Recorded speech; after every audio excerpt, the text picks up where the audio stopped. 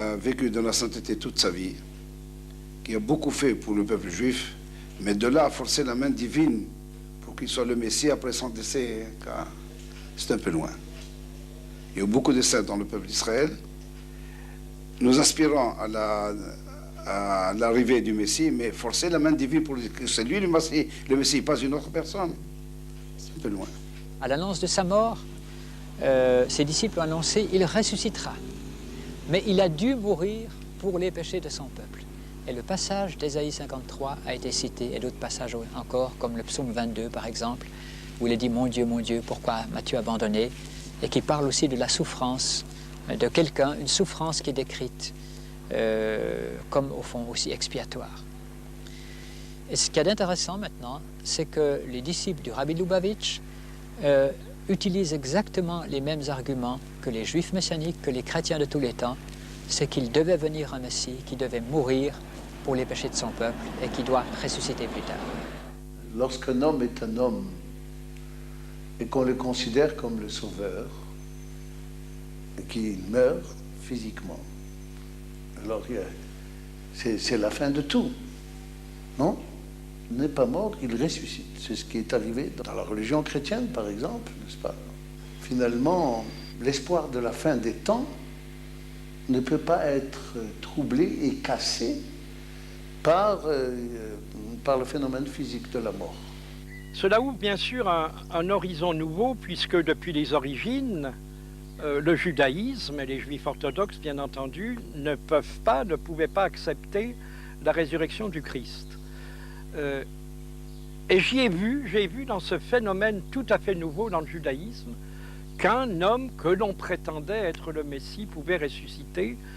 J'y ai vu ce que j'appellerais une certaine pédagogie divine à l'encontre de son peuple Israël, pour qu'il commence à méditer sérieusement et au besoin à penser à Jésus, n'est-ce pas, en arriver là, sur la possibilité de la résurrection du Christ.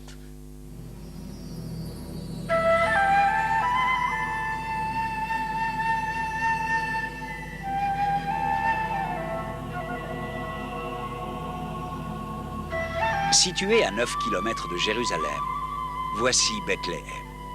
Bâtie sur 2 collines de Juda, c'est la ville où résidèrent Boaz et Ruth. Et c'est là où naquit le roi David.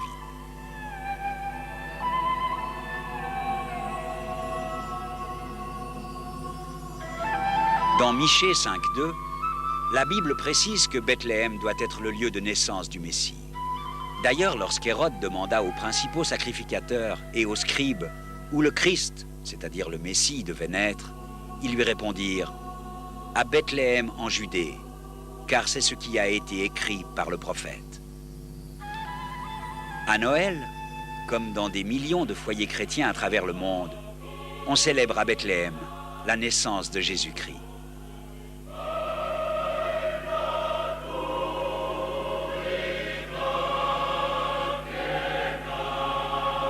Derrière moi se trouve la façade de l'église de la Nativité, construite au cœur du village de Bethléem.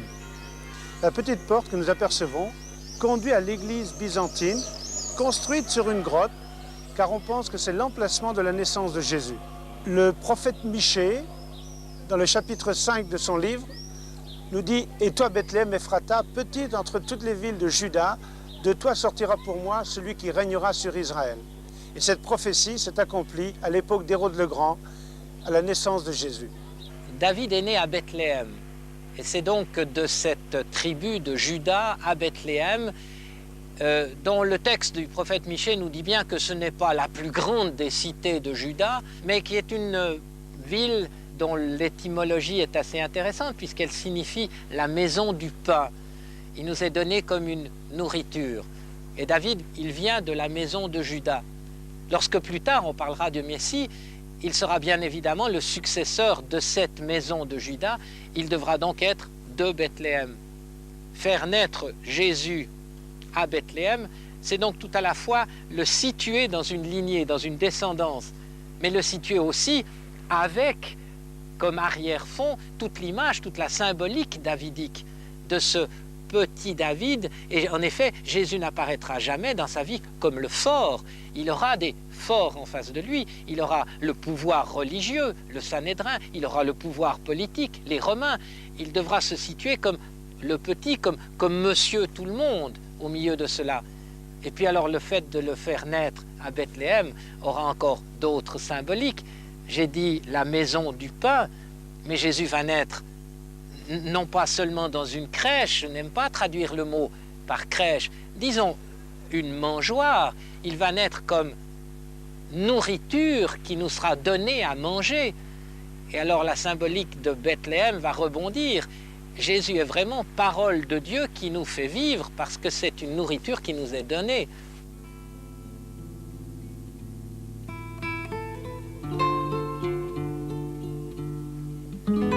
Jésus-Christ.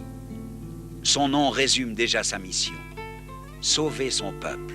Jésus en français vient de Jésus en grec, qui vient de Yeshua en hébreu. Or, Yeshua signifie littéralement Yahvé sauve, délivre, ou l'Éternel est salut. Christ en français vient de Christos en grec, qui vient de Machia en hébreu. Messie, tant attendu encore aujourd'hui par une grande partie du peuple juif. Yeshua ou Yehoshua signifie l'Éternel, donc Yahvé, sauve, ou l'Éternel est salut. Que le Messie soit appelé ainsi, et bien, explique bien qu'il est au même temps Dieu, l'Éternel, qui est venu dans ce monde pour apporter le salut à quiconque veut accepter ce salut. Jésus-Christ est appelé Yeshua HaMashiach. Mashiach, c'est le terme hébreu pour dire Messie, ce qui ne veut pas dire beaucoup en français. Mashiach signifie celui qui est oint d'huile.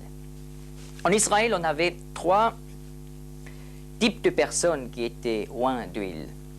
Des sacrificateurs, des rois, et on trouve aussi un exemple d'un prophète qui a été oint. Alors, le Messie, le Mashiach, c'est celui qui est oint de Dieu, donc destiné pour un certain travail, pour être prophète, sacrificateur et roi. Et l'humanité a besoin d'un tel Messie. L'humanité a besoin d'un prophète, du Messie comme prophète, qui apporte la lumière divine, le message divin dans la ténèbre de notre monde. Et lorsqu'on voit la lumière de Dieu, on voit aussi tous nos défauts. Et pour le dire avec un terme clair, nos péchés. Alors il nous faut le Messie comme sacrificateur, qui n'a pas offert un sacrifice d'animal, mais qui s'est offert soi-même comme sacrifice à la croix de Golgotha. Et voilà, le Messie comme sacrificateur, et quelqu'un qui a reçu le message, la lumière de Dieu, le pardon de Dieu par le sacrifice, il a besoin d'être dirigé par le roi, par le Seigneur.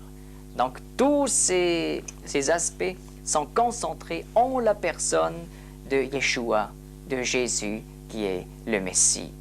Et il a montré, il a prouvé qu'il est l'envoyé de Dieu, le Messie de l'Ancien Testament, en accomplissant tous ces centaines de prophéties de l'Ancien Testament en sa personne. Pour un certain nombre de juifs libéraux, le Messie, c'est le progrès. La découverte de la pénicilline, l'augmentation du niveau de la vie, le fait qu'un jour il y aura la paix dans le monde. Certains ont une idée assez fumeuse du Messie.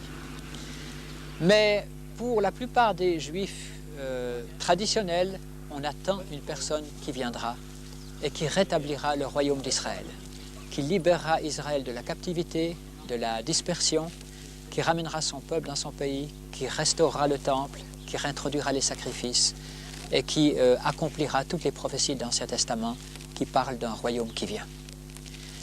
Certains ont cette conception de la venue de 2 Messies. Les textes de Qumran nous parlent de la venue de 2 Messies. Une partie du judaïsme rabbinique, un Messie Ben Yosef, fils de Joseph, qui doit souffrir, qui doit être mis à mort, et qui doit ramener le peuple à Dieu, puis un Messie Ben David, un Messie fils de David, qui doit établir le royaume.